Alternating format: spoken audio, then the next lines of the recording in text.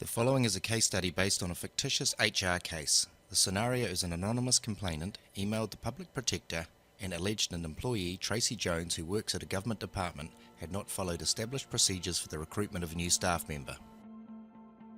The high-level process is broken up into several stages we call life cycles.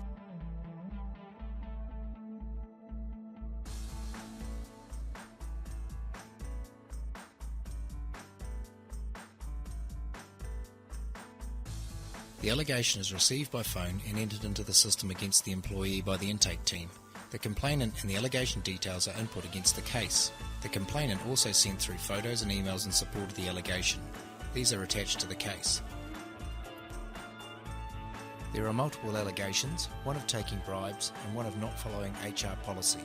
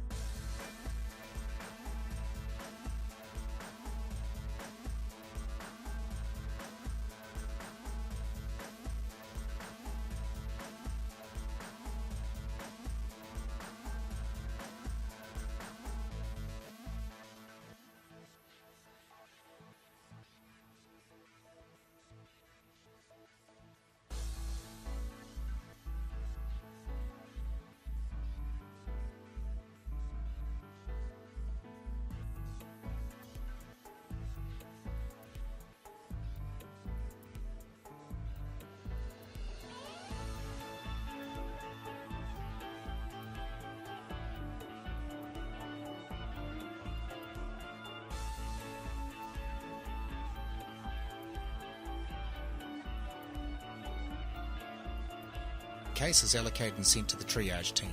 The triage team validates the information and closes one of the allegations based on their assessment, but puts forward the case and the remaining allegation to the committee for review. They also give the case a high priority rating and weighting according to its complexity.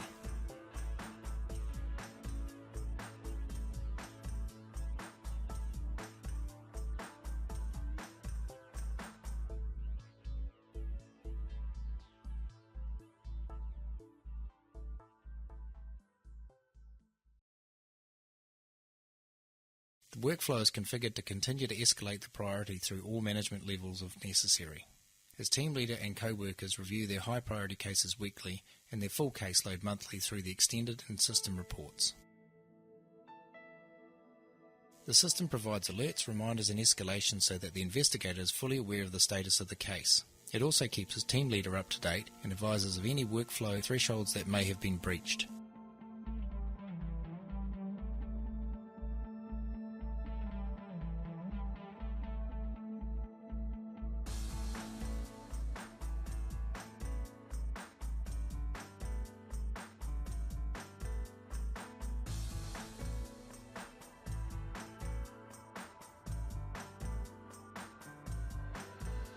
The system is automatically populated with the templates including sections of law and corresponding outcomes and classifications based on the potential outcomes to the allegations.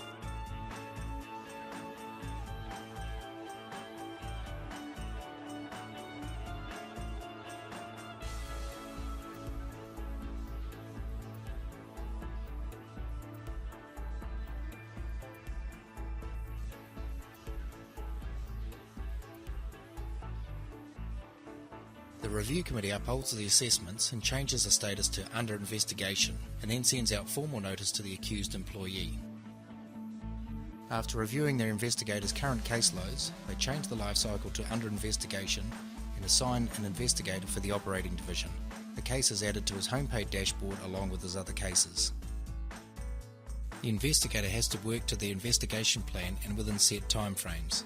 On receiving the case, He gets to accept the conflict of interest clause and a reminder to follow up the initial correspondence, then begins working on the case. Given the nature and seriousness of the case, he requests access from the system administrator to include counsel and other parties so that he can collaborate and share information on the case with them.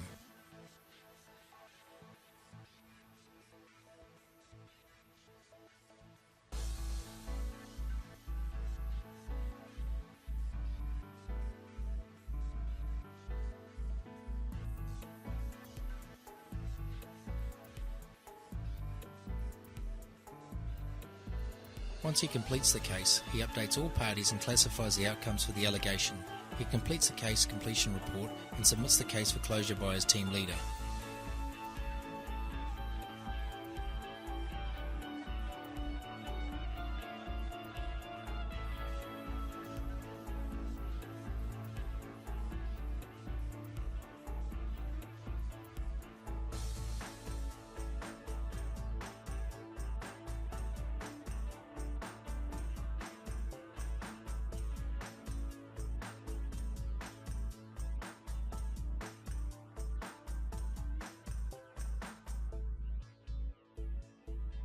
CMS has a comprehensive reporting module. The standard reports will meet most of your day-to-day requirements for reporting. CMS can also be customized to create reports for specific requirements such as statutory reports or organizational specific analysis.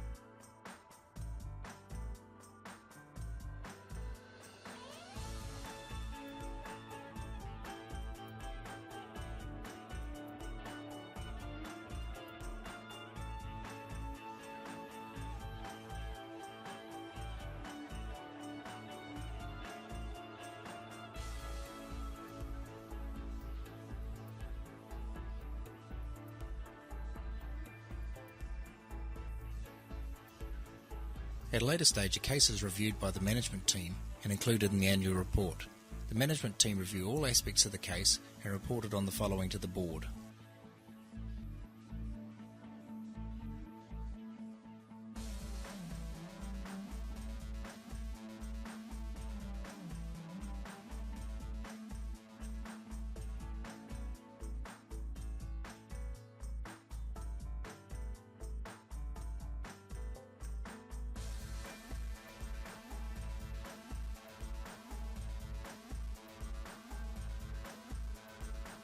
Under team performance, they were able to assess how long the case was in the intake team's domain, then the review committee, and the length of the investigation process.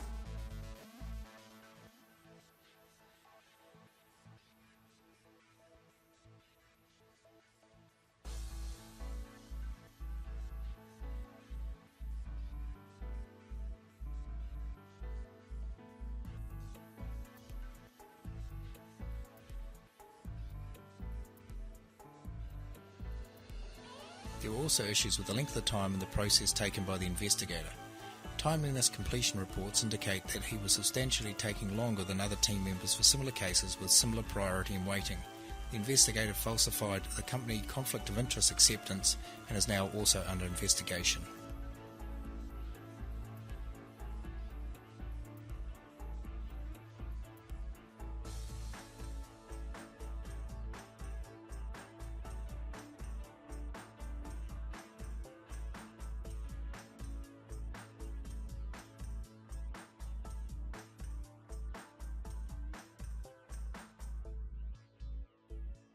You can also analyze your data using CMS Extended Reporting. The user can use the reporting tool to do what-if scenario reporting or ad hoc reports as required, and you can also export the output to Excel.